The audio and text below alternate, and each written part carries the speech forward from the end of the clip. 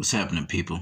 Perspective is a very important thing, an interesting thing. And so I decided to give this perspective on boxing. It's going to be interesting, all right? Let's get into it. So Teddy Atlas made a statement which was interesting. It concerned Floyd Mayweather. Floyd Mayweather made a statement that he wants to be a great trainer. And in fact, he said the greatest trainer. He said he wanted to give back to people, and he wants to have fighters and even people in society an outlet in boxing, so that even if you're not a great boxer, at least you learn boxing. And he wants to be that kind of trainer.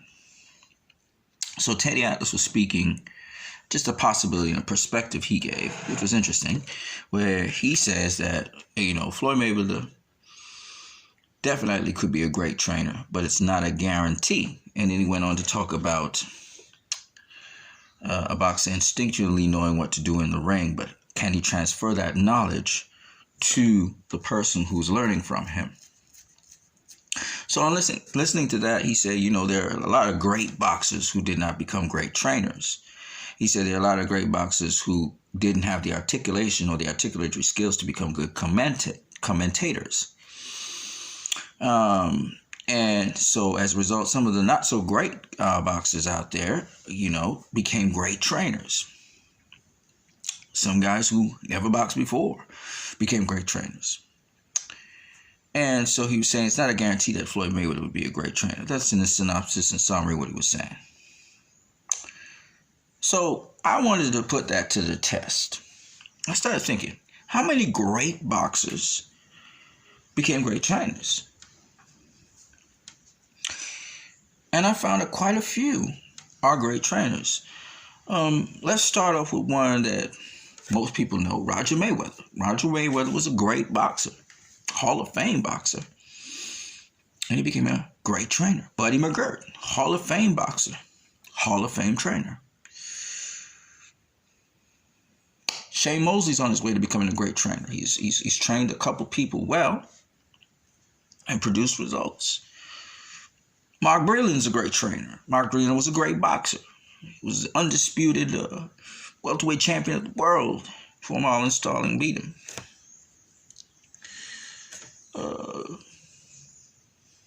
We have people like Ricky Hatton, great boxer. Undisputed light welterweight champion of the world, beat Costa Zoo, etc., etc., etc. And he's a great trainer. After thinking about this, just considering it, mulling it over in my mind a number of times, I came to the conclusion that I think Teddy Atlas has it a bit on the wrong side. I think that a lot of great boxers decided not to train. I think a lot of great boxers wanted to either be someone who was a promoter, having their own brand, or a lot of great boxers were just disenfranchised with the sport of boxing and didn't want to see boxing after that. Or sometimes they would watch boxing, but they didn't want to throw another punch. I remember Buddy McGirt saying, when he left boxing, he didn't want to get back into shape to be tempted to go back into boxing. So while I hear Teddy Atlas out, I don't think that's the reason. I think there are very few great boxers who actually wanted to be and pass on the knowledge and be great trainers. Chris Eubank Sr., great trainer. He trained Chris Eubank Jr. for a good portion of time. My point is that I think that he manages Chris Eubank Jr. though. I think a lot of boxers are not really interested in training to start with. The guys with the knowledge, they give you tips and stuff in boxing, but they weren't interested. Colonel Whittaker's a perfect example. He didn't try to train fighters. He did pass on his knowledge to different fighters, and he still passes on his knowledge to this day. But he wasn't really a guy that wanted to step in the ring and train fighters. I think it takes a certain commitment to train a fighter to the sport of boxing that I think a lot of great boxers don't have the time for, or they're just not interested in doing such a thing. I think of Roberto Duran. He doesn't train anybody. He gives people tips. He spars people. He shows Sergio Mora a few things. But he's not interested in training people. I think it takes a certain didactic sort of way to want to train people. And Floyd over the years has been, trying to train people. He's been talking about training people. He's been a mentor for several people in several different sports, from basketball to football to music, the music industry, to boxing. He has helped a lot of people to become successful. And he's always expressed this desire to want to train. He said when he's retired from boxing, he wanted to be a trainer. He said that long ago. I remember in 2014 he was saying that. 2015 he was saying that as well. So it's not surprising that he wants to be a trainer. Now, Roger Mayweather went into training people since he began to box. But him seeing Roger and seeing his father Floyd training people to this day, it wouldn't be surprising that he wants to go that route as well. As much as he's a promoter, he has a promotional company, traveling the world, raising money and making awareness and setting up his brand, I do think that he really wants to give back, and this is the way he wants to impart his knowledge. Now, as to Teddy Atlas talking about things he does instinctually, as if Floyd doesn't have a brain, I do understand boxing is instinctual. I understand that. But there's always a game plan that boxers go in that ring with. That's the first thing. The second thing is, the reason boxing is instinctual for Floyd is because he rehearses. Floyd's a little bit different to other boxers who are very talented and they just do things on the fly. Floyd rehearses everything he does. So he's very systematic in what he's doing. Yes, just like in martial arts, you're taught how to fight, to street fight and otherwise, and then instinctually you will pull out of the hat whatever is necessary for the time. But you are trained to respond a certain way. Therefore, it is not just instinctual. He can articulate to you what he's doing and what he did in the ring, even though he may have done it instinctually. It is something he has practiced many times. It's not something by chance that he's doing in the ring. So Floyd can explain to you, articulate to you, not only what he's doing in the ring, but he can tell you what his opponent is doing in the ring and what he did to deal with that. So, and I've seen Floyd talk about the different kinds of jabs, the different kinds of ways when he was on the heavy bag, showing you how you deal with an opponent. So I know Floyd has the knowledge, and I know he can relay that knowledge. And I do believe that he has the nuances to the sport of boxing. More than anybody probably in the sport, except for maybe Uncle Roger. And even some of the things he does in that ring is even more nuanced, and he knows exactly what he's doing in that ring. It's maybe instinctually that he does it in response. How do I explain this to you? It's like me talking right now. It's instinctual that I'm saying these words. I know what I want to say. It's coming out my mouth, but I can't tell you exactly the process by which that's happening, that I'm relaying this information to you right now. I know what words I want to say, but it came from a thought, right? I can't tell you exactly how the mechanism is happening, but I can tell you that I learned how to speak, and these words are coming out of my mouth. And if there's a word I can't remember, that's my mind knows what I want to say, but I can't articulate it, then I say, right? Okay. Similarly, Floyd can tell you through his rehearsal what to say. He can't tell you exactly how to say it because your style, but he can tell you what to say. And he knows what to say to a fighter to inspire them because he's been in similar situations. Therefore, because Floyd can articulate very well what he wants to say, and while some things are instinctual, he can't tell you exactly the choice you will make based on your style in the ring. He can tell you what to do to get to that point, mentally and otherwise. And the other point, which is something that a lot of people don't realize, is Floyd's a great listener. And that will work out very well for him when he is training his people who are under him, because he will be listening to them. Because when Floyd would tell Uncle Roger or he'd tell the other people, listen, man, I'm telling you he's protecting his body. That's when a fighter tells him that, then he has to make an adjustment and tell him, either he tells him to persist because you're still breaking him down, keep on going to the body. When you can steal a shot in there. Or he may tell him, okay, if he's so hard to the body, try to hit what you need to hit. But the point is, but push him back. Okay, the point is Floyd knows how to make adjustments, and therefore he would understand that this person, the situations that some fighters would go into. While Floyd doesn't know the situation of losing a fight, I do believe that Floyd is compassionate enough and understands, and he's had several fighters under him who lost fights and they bounced back and won. And he knows the mindset for that, and that's where George Foreman kind of comes into play as well with Deontay Wilder, as well as Mike Tyson. These guys know what it is to lose. They know what it is to build themselves back. So I think even though Floyd hasn't gone through that in the boxing arena, I'm sure he can identify with it outside of the boxing arena where he's continuously taken losses and had to bounce back. So I'm just saying that since boxing is life, I think he'd be an excellent trainer. I think the only thing is he would have to do like Roy Jones Jr., again, following in the footsteps of Roy Jones Jr., he would have to make the time for that. He already has a gym for it, so he'd have to make the time to be able to train different athletes or different people. Would he be able to train somebody from the ground up, from scratch upwards? I don't know. That means he would have to take that person under his wing and train them. I think he would more do better with guys like Gervonta Davis, somebody else who has been trained already, and then he can add to that. So I see himself as a great trainer in terms of maybe, off of proxy, working with a fighter who's already got a trainer. And he's like a second trainer or add-in. Like sometimes Georgie Benton, a fighter has a trainer, but then Georgie Benton would work with that fighter, even though that fighter has a trainer. It's kind of like with Badou Jack when he had Eddie Mustafa Muhammad, but also he had the French man who was a trainer, which he stuck with. Okay, now he's going to have another trainer. I think he's right now with Badou Jack is right now with the guy who's training Triple G and had trained Jonathan Banks. He's with Jonathan Banks, but he always keeps his original trainer around him. I forgot his name. It's coming to me. He's the southpaw.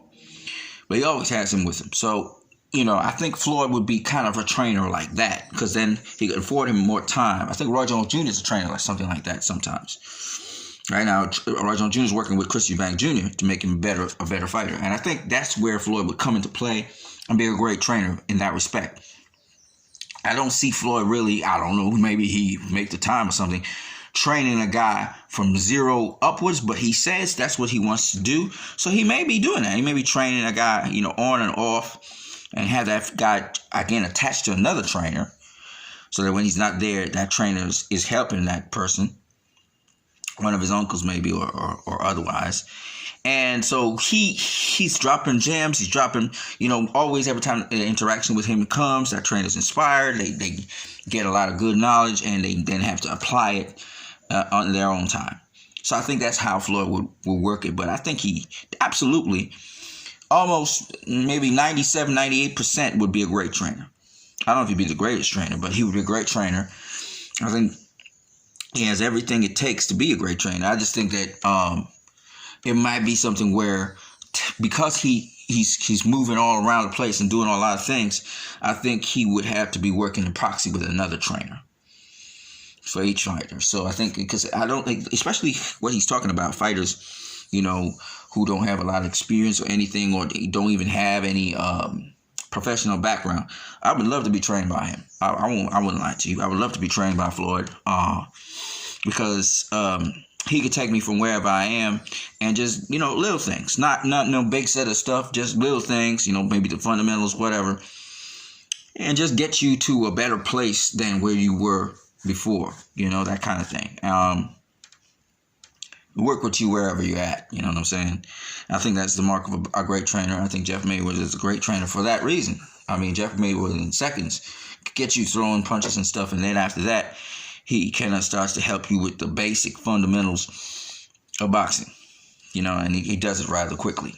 Even somebody who don't know nothing about boxing, by the time they're done, you're actually throwing a punch and stuff like that. That don't mean you can spar. That don't mean nothing. But I'm just saying, at least you're doing some kind of basic stuff, right? I disagree with Teddy Atlas on several of those things that he said concerning Floyd Mayweather. I don't think Floyd's just an instinctual fighter at all. Absolutely not. I mean, Floyd even said it. He said everything I do is calculated. So I don't think he's an instinctual fighter at all. I think Teddy Atlas is confusing Floyd with probably Terrence Crawford. I think he's confusing Floyd with some of the previous boxers of previous times. Floyd is very articulate. He knows exactly what he's doing in that ring. It's kind of easy to summarize what Floyd does because Floyd expressed it already, you know. So, and Floyd interviews his opponents. He assesses them. He can give you an assessment of an opponent after he's finished fighting them, which means he's very articulate. I disagree with that 100%. I don't think he's instinctual. I think that's that word instinctual that Teddy Atlas is using is sort of derogatory in my opinion. I think black fighters are instinctual, but white fighters, you know, they're geniuses, and I know that there's an instinctual element to boxing and fighting, period. But don't do like this is not some intention behind it, and somebody hasn't explained to you why you do what you do, and what happens. Don't do like that, because then you're telling me that the boxer can't articulate what he did in the ring, which most boxers can tell you. Keith Thurman definitely can tell you what he's doing in the ring, where he went wrong, etc. And these boxers, they're able to break down what they did in fights because it's not just instinctual what they're doing. They are very much aware of what they're doing. Yes, it's an instinctual choice or a decision how to combat a guy, but don't tell me that they don't know what they're doing. So to tell me, you know, trying to make it sound like it's instinctual, therefore they can't convey or relay this message to other fighters, that may be in the past, maybe with certain fighters, but guys like Mike Tyson, they can dissect it, tell you exactly what happened, where they went wrong. You know, guys like George Foreman, guys who do the sweet science to the highest level, they're not just doing it instinctually. That's something they did by repetition. That's something they set up. That's something they practice. They could tell you, George Foreman could tell you why he knocked out Teddy Atlas's boy. Okay, why he was able to take out Michael Moore. He'll break it down what he did. You know, so I disagree with that. I disagree with that 100%. I think most fighters, great fighters, they don't become great fighters just off of instinctual, movement in the ring and stuff like that. No, they know exactly what they're doing. Boxing is an intellectual thing. So, most of these guys are nerds when it comes to boxing, and they know their boxing history very well. And it's, again, if you're saying it's instinctual and just purely instinctual, then you're talking about a talented fighter, not a fighter who is skilled. A skilled fighter can't be just doing things purely on instinct. They're doing things that they've rehearsed many, many, many times, which is why they're so good at what they're doing. So they know exactly what they're doing. It's not like they don't know what they're doing. It's just that the choice or the decision making is based on what is presented to them, which is instinctual. Okay? So that's how I put it. And you're not like saying, okay, he just did that, so I'm going to do this. No. It's something where you just naturally react to it. But you know what you're doing. It's not like you don't know what you're doing. There's a lot of things you practice in the gym. Like, why not Marcus practice that KO? Marcos Maidana practiced that counter punch to Floyd Mayweather. It didn't just happen. It was instinctual in the sense that when the situation presented himself, he just quickly did what was necessary. It was a sort of, not really a reaction, but it was because he baited him in to make that happen. But it was something where he wasn't consciously saying, well, now I'm going to counter you. He wasn't doing all of that. He just went to the counter. He knew, in the mind, it was like counter, opportunity, counter, How exactly he executes it and all of that is, it's like a thought. Thoughts they're not words really, they're pictures. He could see the opening and he went for it. You know what I mean? It's kind of like that. That's what we mean by instinctual. A guy's coming to you in space, he's coming with a knife. As soon as he finds the right range, you know exactly what to do. You don't think about it, you just do it, right? You know what you need to do. And so it's kind of like that, okay? Yeah, okay, people. I'm out of here. I'm going to catch y'all guys later. But I'm what you need. If you like this channel, if you like what I'm doing, if you like the videos, like, share, subscribe, comment, and don't forget that you can always donate via Western Union or MoneyGram. Perspectives. I hope you enjoyed this little segment.